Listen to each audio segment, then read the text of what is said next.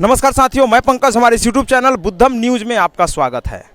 मैं अभी हाजीपुर में हूँ और ये विवाह हॉल है। यहाँ पे लोग शादी विवाह करते हैं और ये एक अद्भुत नज़ारा है यहाँ पे।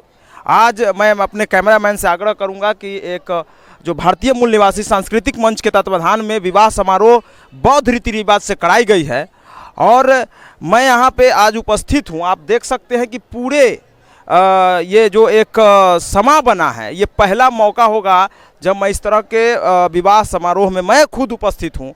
बहुत मैं एक्साइटेड हूँ और मैं जानने का प्रयास करूँगा कि किन लोगों का शादी हुआ है और क्या क्या इसमें विधि अपनाई गई है जिससे कि पाखंडवाद को और ब्राह्मणवाद को तोड़ने का प्रयास किया गया है। सर, आपका स्वागत है मेरे यूट्यूब चैनल में। धन्यवाद। सर, हमें बताइए सर कि किन लोगों की शादी हुई है और क्या क्या आप लोग विधि अपनाए हैं और ये कैसे कैसे आप लोग करते हैं सर? जिनकी शादी हुई है उनका नाम है इंजीनियर ज्ञान प्रकाश। इनके पिताजी रिटायर्ड अभी एग्जीक्यूटिव इंजीनियर हैं, गोपालगंज में पोस्टेड हैं। और ये इस भारतीय मूल निवासी सांस्कृतिक मंच से शुरू से लड़के के पिताजी जुड़े हुए हैं और इस पद्धति का हम लोग क्यों अपनाएं, इसके लिए थोड़ी सी चर्चा हम करना चाहेंगे। असल बात यह है कि हमारा समाज कहने का मतलब हमारी जितनी पिछड़ी जातियां हैं सभी मानसिक और सामाजिक रूप से पूरा का पूरा गुलाम है। उनको सामाजिक रूप से आज़ाद कराने के लिए सबसे बड़ा जो हथकंडा है वो संस्कार है। क्योंकि हमारे लोग चाहे जितना भी बड़ा विद्वान हो, जब कोई घर में संस्कार करना पड़ता है तो उस समय भूल जाते हैं कि हम उस काम को क्यों हम खुद नहीं क्यों कर सकते हैं, हम अपने लोगों से क्यों नहीं करा सकते हैं। हम उसके पास हमको जाना पड़ता है जो हमसे भी कम पढ़ा लिखा होगा, बहुत कम जानकार वाला, लेकिन उनको एक जाति का सर्टिफिकेट मिला हुआ है।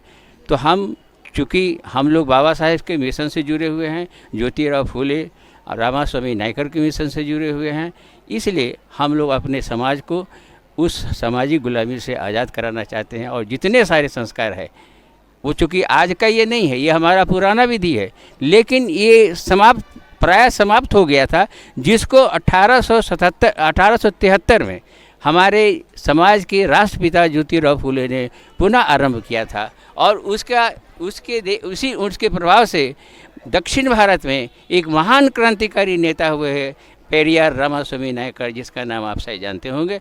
पेरियार रामास्वामी नायकर स्वाभिमान आंदोलन चलाया और उन्होंने भी ये काम शुरू किया कि हम अपने समाज का कोई भी संस्कार का काम हम अपने ही समाज के लोगों से करवाएंगे। इससे दो फायदा है, एक तो हमारा समाज का मनोबल बढ़ता है, स्वाभिमान बढ़ता है, और दूसरा आर्थिक रूप से भी हम लोग बहुत फायदे रहते हैं। क्योंकि अगर ये कोई तथाकथित ब्राह्मण करवाने आता तो इसमें हज़ारों रुपया दक्षिणा में लेके चला जाता, लेकिन हम लोग सांस्कृतिक मंच वाले हम एक पैसा हम लोग इसका ना दक्षिणा लेते हैं, ना कोई खर्चा लेते हैं, बल्कि हमारे जितने भी कार्यकर्ता हैं वो अपना खर्चा दे के गाड़ी और मोटरसाइकिल से या ट्रेन से जाते हैं। और ये आपको ये कहते हुए मुझे खुशी हो रही है कि आज हमारे भारत में 6 राज्यों में हमारा संगठन काम कर रहा है और अच्छे पैमाने पर कर रहा है। अभी बंगाल, गुजरात, यूपी और राजस्थान, इसमें तो बहुत ही अच्छा से काम चल रहा है। सर, आपने बोला कि लड़के वाले जो थे इस चीज़ से ऑलरेडी जुड़े हुए थे,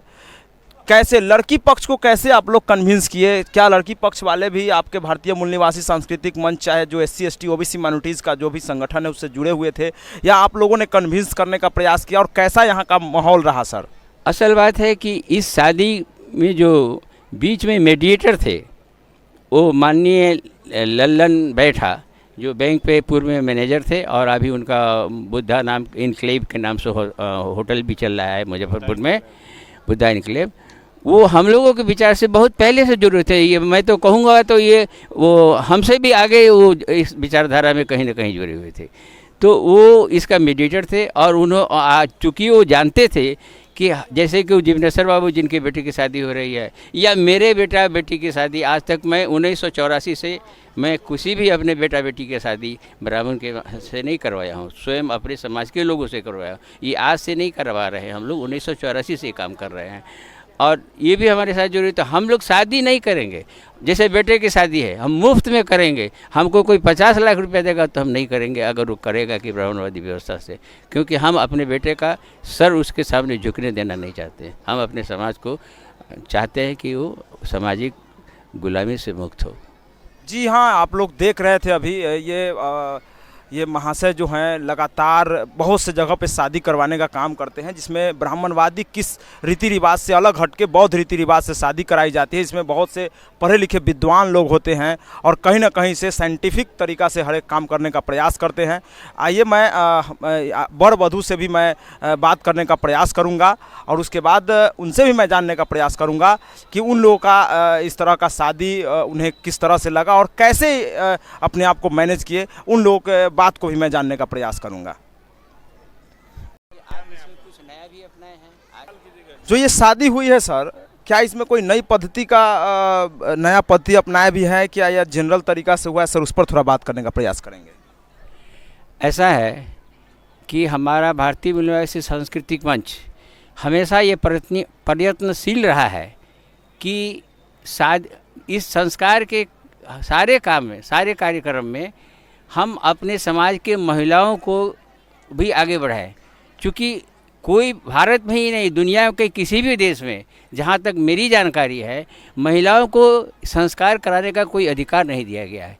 ये प्रथम बार हमारा भारतीय मूल्यवासी सांस्कृतिक मंच महिलाओं को अधिकार, जैसे कि जो आपने आज देखा, आज जो ये प्रतिज्ञा पत्र पढ़ी है, जो महिला या शपथ संकल्प कराने का जो कार्यक्रम किया है, वो माननीय उषा बैठा जो बेतिया से आई है और रिटायर्ड डीएसपी साहब की जीवन संगिनी है, जो आपके सामने है। इनसे यही पूरा कार्यक्रम करवाया है, हम लोग तो केवल आशीर्वाद वगैरह में रहे।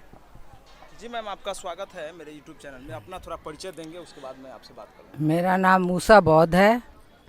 मैं इसी सब कार्यक्रम में बाम सेव से जुड़ी हुई हूँ। मैं अब महिलाओं को अंधविश्वास से, पाखंड से उबारने का कोशिश करती हूँ और मैं गांव-गांव भी जाती हूँ और इस पद्धति से आज यहाँ कराई हूँ। गांव में भी मैंने 2 दिन पहले भी मैं बुद्ध प्रवचन करवा के हम लोग आए हुए हैं। बहुत जगह हम लोग जाते रहते हैं, जिससे कि कम से कम जो हम लोग दबे हुए हैं, हम महिला कम से कम हमारे बातों को समझे और सुने और आगे बढ़े, दिमाग और बुद्धि जरा खुले। आज हमारे ज्योतिबा फूले का जयंती है। सबसे पहले उन्होंने ही महिलाओं को आगे बढ़ाने का काम किया है। वो अपने पत्नी को पढ़ा के और स्कूल में उनको प्रथम शिक्षिका बनवाया 1848 में। वो जब स्कूल जाती थी तो उनके साथ बहुत ज्यादती किया जाता था। जब वो जाती थी तो गोबर, कीचड़, मैला उनके माने कपड़ा में फेंक दिया जाता था। इसलिए वो 2 कपड़ा लेके जाती थी, 2 साड़ी, एक पहन के जाती थी, उसको वहाँ स्कूल में खोल के उसको सुखाती थी और दूसरा पहन के बच्चों को पढ़ाती थी। फिर वो मैला जो सूख जाता था उसको पहन के वो फिर लौट के आती थी। बहुत लोग जाति करता। और क्या अंधविश्वास था कि महिलाएं यदि पढ़ लेंगी तो वो विधवा हो जाएंगी। उल्टा है, महिला पढ़ नहीं सकती है। बहुत कुछ कहा जाता था समाज में। इनके आने के बाद हम महिलाओं का बहुत विकास हुआ है। उसके बाद हमारे बाबा साहेब जब आए तो हम लोग को और अधिकार दिए। एक बात बताइएगा, सुनने में ये आया है कि आज का जो ये शपथ जो हुआ है वो आपके द्वारा दिलवाया गया है। जहाँ तक मैं सुना हूँ, सब जगह से सुनने को मिलता है कि महिलाएं अछूत होती हैं, किसी भी जात की महिला हो अछूत होती है। वो किसी कार्यक्रम में बढ़ चढ़ के हिस्सा नहीं ले सकती है और ख़ास करके आपने इस शादी को संपन्न कराने में सबसे बड़ा रोल निभाया। इस पर आप क्या कहना चाहेंगे? तो यही तो समाज को दिखाना था हम लोगों को। आज हमारी महिलाएं बैठी हुई थी, उनको तो असर पड़ा होगा। अभी मैं वहाँ जाके पूछी भी हूँ महिलाओं से कि आप जो शादी यहाँ करवाएं हैं कम समय में करवाएं। और पद्धति से जो शादी होता है रात भर लोग जगे रहते हैं। कोई शादी देखा, कोई शादी नहीं देखा। देखिए पूरे समाज के सामने शादी हुई। आप लोगों को कैसा लगा? बोले कि बहुत अच्छा लगा, इस तरह का शादी होना चाहिए। तब महिला आगे कैसे बढ़ेगी? तो शुरू से हम लोग को दबा कर रखा गया। जब तक आगे नहीं आएंगी, मंच पे नहीं आएंगी, तब तक आगे नहीं बढ़ पाएंगे। जी हाँ, ये सीधे तौर पे इनका कहना है कि महिला हो या पुरुष हो, सभी का समान अधिकार है। और बाबा साहब भीमराव अंबेडकर के जो संविधान है उसमें साफ तौर पे लिखा गया है इक्वलिटी एंड ह्यूमनिटी। माने मानवता का एक बात है कि जो भी महिला हो या पुरुष हो, चाहे वो किसी भी जाति धर्म की हो, सभी का समान अधिकार है। और ये मैसेज देने का यहाँ से प्रयास किया गया है हाजीपुर के इस मंच से। और शादी विवाह कराने का ये जो कार्य किया गया है, महिलाओं के द्वारा कराया गया है, ये बहुत ही अद्भुत है और अतुल्य है।